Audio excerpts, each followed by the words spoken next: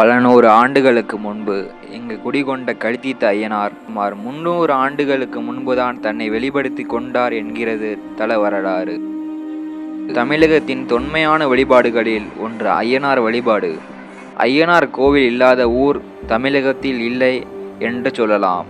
எளிய மக்களின் தெய்வமாக தாய் தந்தையை போன்ற தன் பக்தர்களை காக்கும் ஐயனாரை பக்தர்களும் தங்கள் குல மூதாதையாக வழிபடும் தலங்கள் அநேகம். அப்படிப்பட்ட தலங்களில் ஒன்று ஆயக்காரன்குளம். இந்த தலங்களில் ஐயனார் கோவில் கொண்ட நிகழ்வு அற்புதங்கள் நிறைந்தது. கோவில் முழுவதும் சிலைகள் நிறைந்திருக்க தெய்வீக அதிர்வுகள் நிறைந்து விளங்கும். இந்த ஆலயத்தில் நடக்கும் அற்புதங்கள் பல. முன்பொரு காலத்தில் ஓர் பௌர்ணமி நள்ளிரவில் ஊரில் இருந்த பெரிய ஆலமரத்தின் மேலே பெரும் வெளிச்சம் ஒன்று தோன்றியது. கீழே இறங்கி மீண்டும் மேலே ஏறி சென்றது. கண்ட அந்தணர் ஒருவர் ஊரில் சொல்ல அடுத்த நாளே மர்மமாக இறந்து போனார். அதுபோல அடுத்த பௌர்ணமி நடைபெற வேறு ஒரு அந்தணரும் இறந்து போனார். இங்கிருந்து பயந்து போன ஊர் மக்கள் ஆலமரத்தின் அடியில் ஓர் செங்கலை நட்டு வழிபட்டனர். அடுத்த பௌர்ணமியில் வேறொரு அதிசயம் நடந்தது.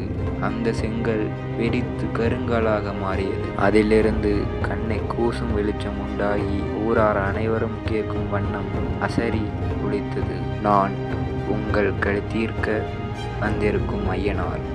என்னை இங்கு வணங்கி பூசை போட்டு வேண்டினால் வேண்டியதை அருளுவேன் என்று உறுதி கூறினார். இதை கேட்டு மகிழ்ந்த ஊர் மக்கள் தங்களை காக்க வந்திருக்கும் ஐயனாரை பிரம்மாண்டமாக விழா எடுத்து கொண்டாடினார்களாம். அன்று முதல் இன்று வரை நாகப்பட்டினம் மற்றும் அதனை சுற்றி வட்டாரங்களில் உள்ள மக்களின் குறைகளை தீர்க்கும் தெய்வமாக ஐயனார் இருந்து வருகிறார். ஐயனார் ஆலயம் முழுவதும் குதிரை, யானை, புலி, நாய் மற்றும் பல்வேறு மனிதர்கள் சிலை நிரம்பி உள்ளன.